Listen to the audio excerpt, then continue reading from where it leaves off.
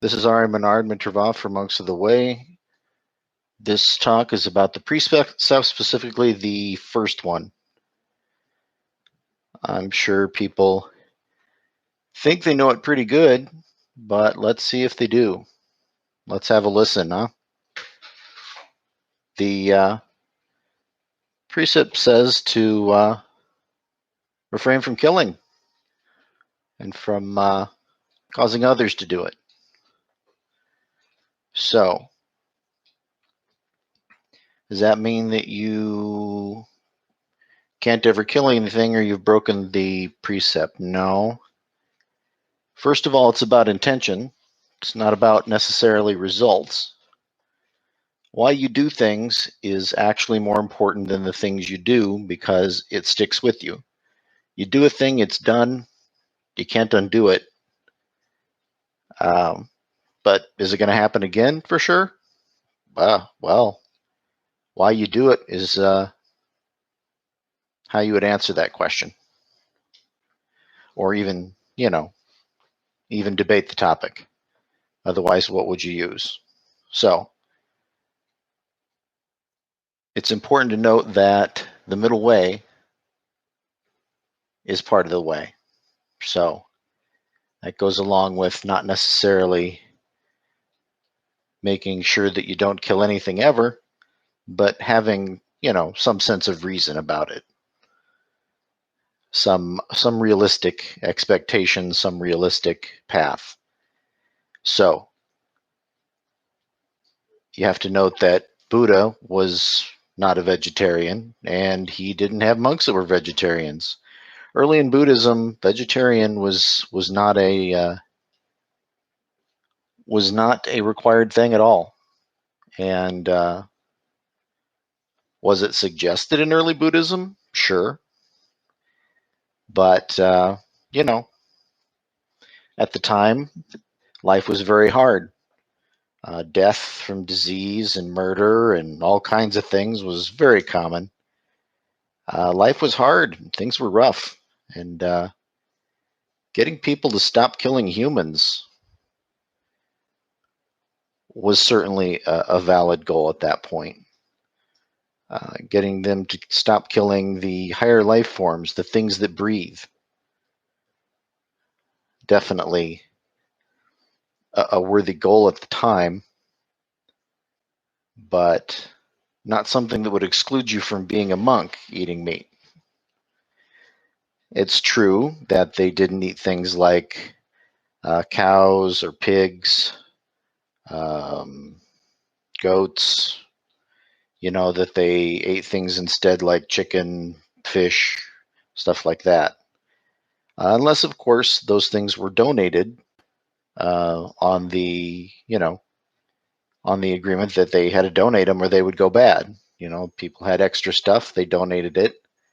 They knew that the monks would accept anything, but that they preferred not to have, those things. Certainly they didn't want animals killed for them.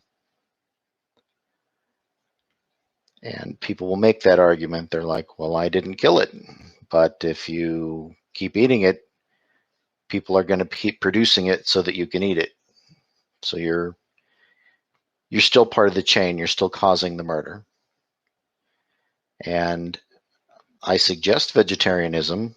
I don't think that it should be demanded of monks of the way either, the lay follower or the monk. And it's suggested for monks, but not a demand. And it's certainly something to talk about. I don't know what the future holds for sure. I have a pretty good idea.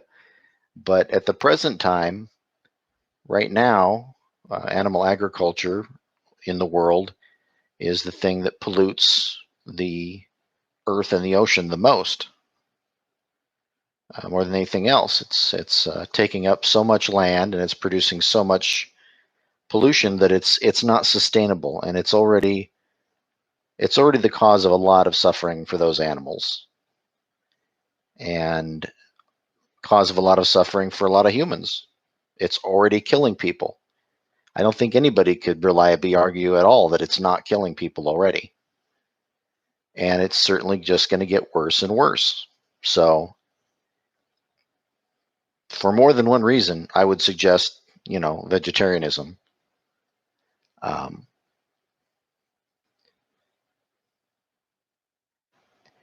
and I don't want to make it a long video, even though I'm going to have to edit this anyway because there was a little mishap at the beginning.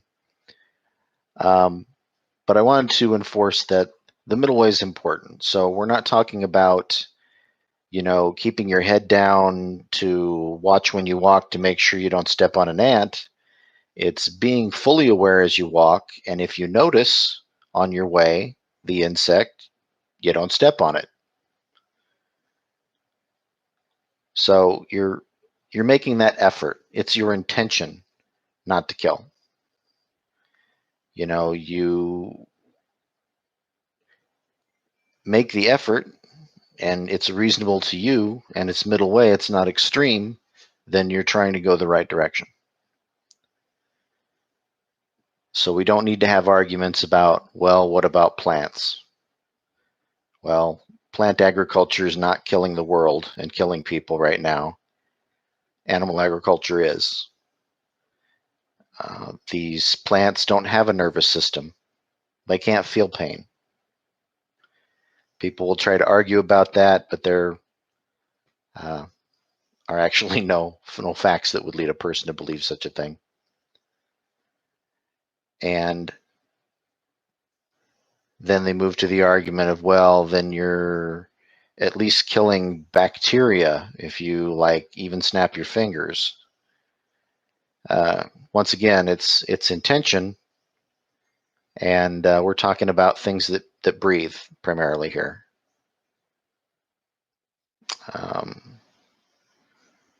Humans are a living thing that consume living things in order to live. So, of course, we're not saying don't ever eat anything. We're saying to be aware, to be mindful, which means to apply the teachings to life practice. So, obviously, killing would generally not go into that category of things that would be in the teachings, in a direction you should go that's wise, productive, and good for everybody. And that's one of those things. We're not talking about having blind faith, although you certainly can have faith in the precepts. But in this case, it's an educated thing. It's a fact-based thing. Although it is also wise, productive, and good for everybody when we practice that. We do get that feedback. We know that it's wise, productive, and good for everybody, and the way always is. That's how it is. Anyway, in order to keep it short, and I'll just have the one precept in this talk, and we'll do all 5, and then maybe a summation of those. I hope that as we go forward, as you go forward, that truth will remove delusion as light removes darkness. Once again, R A Manard for Monks of the Way, Mitrava. Thanks for having a listen.